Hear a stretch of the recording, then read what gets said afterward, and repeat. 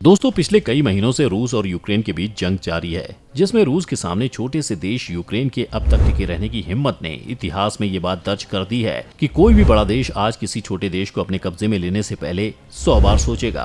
क्योंकि जहां ये जंग कुछ ही दिनों में रशिया के हाथ में थी, वहीं अब इस पर यूक्रेन का कब्जा धीरे धीरे बढ़ रहा है। और उसी में शामिल है हमारा आज का टॉपिक, स्नेक आइलैंड, जिसे जंग की शुरुआत में रशिया ने अपने कब्जे में तो ले लिया था, लेकिन यूक्रेन ने पूरी ताकत झोंकते हुए इसे वापस अपने कब्जे में ले लिया है, जिसे आज पूरी दुनिया रशिया की एक बहुत बड़ी हार मान रही है।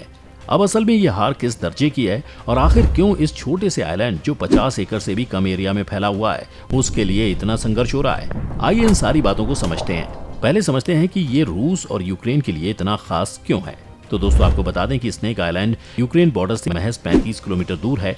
दक्षिण में बसे ओडेसा प्रांत में यूक्रेन के अनाज के भंडार हैं। इसी पोर्ट से यूक्रेन पूरी दुनिया को अनाज का निर्यात करता था।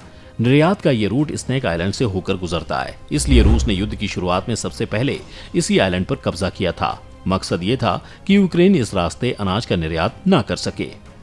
स्नेक आइलैंड रोमानिया के समुद्री सीमा से काफी नजदीक पड़ता है। रोमानिया नाटो का सदस्य देश है, इसलिए भी इस आइलैंड पर कब्जे की इंपॉर्टेंस अपने आप बढ़ जाती है। ऐसा नहीं है कि ये विवाद सिर्फ रशिया और यूक्रेन के बीच ही रहा है, बल्कि इससे पहले रोमानिया और यूक्रेन के बीच भी इस आइलैंड पर अपना अपना कंट्रोल बनाने के लिए झगड़ा हो चुका है, लेकिन बाद में इसे यूक्रेन को दे दिया गया। अब चूंकि ये आइलैंड जिस ब्लैक सी में मौजूद है, वहां रूस हवाई सुरक्षा के जरिए अपने जंगी बेड़े का इस्तेमाल करता है, लेकिन फरवरी में यूक्रेन ने रूस के मास्कोवा नाम के एक जंगी जहाज को डुबो दिया था।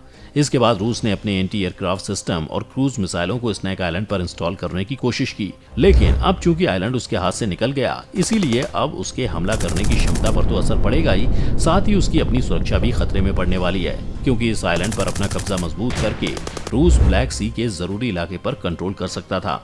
ये तो हो गई कब्जे की बात। इसके अलावा भी स्नेक आइलैंड के आसपास के इलाके में पेट्रोलियम और नेचुरल गैसेस का बहुत बड़ा रिसोर्स है। अब अगर आपको बताएं कि इस पर यूक्रेन ने कब्जा कैसे किया, तो ये आइलैंड यूक्रेन की तट से केवल 35 किलोमीटर की दूरी पर है। दूरी इतनी है कि यूक्रेन की मिसाइल और ड्रोन हमले वहां बहुत आसानी से किए जा सकते हैं। इसीलिए यूक्रेन ने इस कम दूरी का फायदा उठाया और यूक्रेन ने आइलैंड पर धावा बोल दिया, और दूर से लगातार हमले के कारण रशियन सेना वहां से भाग निकली। स्नेक आइलैंड से रूसी सेना को भगाने में बोदाना हवित्जर नाम के हथियार ने सबसे इम्पोर्टेंट रोल निभाया। अब अगर आपको इस हथियार के बारे में बताएं, तो बोदाना हॉवित्जर दरअसल एक तोप है जो यूक्रेन में डेवलप की गई है। इसे गाड़ी के जरिए कहीं भी ले जाया जा सकता है, लेकिन इसकी रेंज आम तोपों की तुलना में अधिक है। यूक्रेन की सेना ने अपनी सीमा के अंदर रहते हुए इसी से हमले करके रूसी सेना को भागने पर मजबूर कर दिया। ये रही कहानी स्नेक आइलैंड की जीत की। अब इस बात पर आते हैं कि इस घटना का रूस यूक्रेन युद्ध पर क्या असर पड़ेगा। दिन ब दिन जैसे जैसे यूक्रेनी सेना का पलड़ा स्नेक आइलैंड पर भारी हो रहा था, वैसे ही एक सवाल का वेग भी तेज हो रहा था। सवाल था कि अगर यूक्रेनी सेना इस आइलैंड पर जीत हासिल करने में कामयाब हो जाती है, तो क्या ये इस जंग के लिए गेम चेंजर साबित होगा। इस सवाल का जवाब आसान नहीं, लेकिन अब इसको समझने की कोशिश करते हैं। तो आपको भले ही ये जीत यूक्रेन के लिए केवल एक सिंबलाइज्ड विक्ट्री लगे, लेकिन ऐसा नहीं है, बल्कि एक बड़ी सफलता है। और हारे हुए रूस के लिए ये महज एक शौक की तरह ही है। छोटा सा शौक इसलिए क्योंकि इस हार से युद्ध के सिचुएशन में कोई खास बदलाव नहीं आने वाला है। रूस का ध्यान अभी पूरी तरह पूर्वी डोनबास पर जीत हासिल करने का है, और सिर्फ पूर्वी डोनबास नहीं, बल्कि रूस यूक्रेन के दूसरे दक्षिणी हिस्से पर भी अपना कब्जा हासिल करने में जुटा हुआ है। इनमें से ज्यादातर हिस्सों पर रूस ने युद्ध की शुरुआत में ही अपना कब्जा कर लिया था।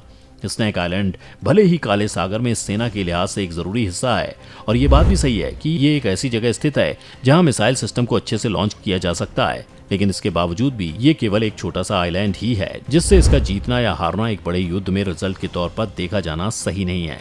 लेकिन यहीं पर आपको एक इंटरेस्टिंग बात ये भी बताएं कि इस आइलैंड से ही यूक्रेन में पैदा होने वाले बहुत बड़े अनाज के हिस्से को पूरी दुनिया में एक्सपोर्ट करने के लिए इस्तेमाल किया जाता था। अब ऐसे में रशिया के कंट्रोल के कारण ये पूरा एक्सपोर्ट बंद हो गया था, लेकिन अब इस पर वापस यूक्रेन के कब्जे के बाद से दुनिया भर में अनाज के लिए फिर इंपोर्ट का रास्ता खुल पाएगा या नहीं, ये अभी बड़ा सवाल है। युद्ध से हुई तबाही की वजह से वैसे ही यूक्रेन की अर्थव्यवस्था चरमराई हुई है। भले ही यूक्रेन ने रूसियों को स्नेक आइलैंड से भगा दिया हो, लेकिन रूस का पूरी तरह से ब्लैक सी पर प्रभुत्व अभी भी बना हुआ है, और महज सिर्फ एक आइलैंड के हार जाने से उनका दबदबा कम नहीं होने वाला।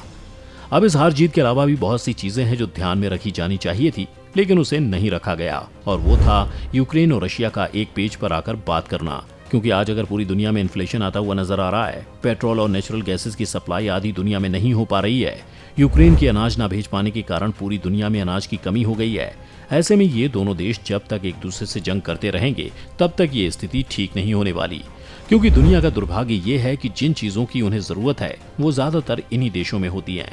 खैर, अब आने वाले समय में क्या होगा, कब ये जंग रुकेगी, ये तो वक्त ही बताएगा। लेकिन आपको अब इस जंग में किसकी गलती नजर आ रही है, आप अपनी राय हमें कमेंट करके बता सकते हैं। अगर आज की ये वीडियो आपको पसंद आई हो तो इसे लाइक करने के साथ साथ अपने दोस्तों और रिश्तेदारों के साथ शेयर जरूर कर दें। अगर आप ये वीडियो YouTube पर देख रहे हैं तो चैनल को सब्सक्राइब करके बेल आइकन दबा दें, और अगर Facebook पर आप ये वीडियो देख रहे हैं तो Facebook पेज को जल्दी से लाइक करें। फिलहाल के लिए इतना ही, अभी के लिए दीजिए हमें इजाजत। आपसे मुलाकात होगी अगली वीडियो में। शुक्रिया।